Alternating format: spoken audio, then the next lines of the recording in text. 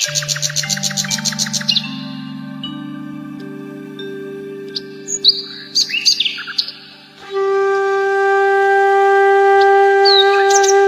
ভাই, আজকে স্কুলে বড় বিপদে পড়েছিলাম।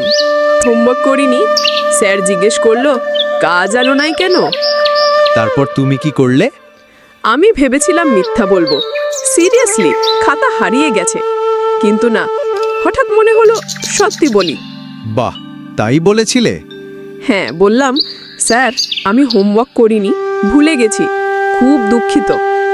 স্যার খুব রেগে গেলেন? না রে, স্যার বললেন মিথ্যা না বলে সত্যি বলার জন্য তোমাকে বাহবা দিই, কাল ডাবল করে আনো। ওয়াও, সত্যি বলার ফল তাহলে ভালোই হয়েছিল। হ্যাঁ রে ভাই, আমি বুঝে গেলাম মিথ্যা দিয়ে হয়তো বাঁচা যায়, কিন্তু বিশ্বাস পাওয়া যায় না।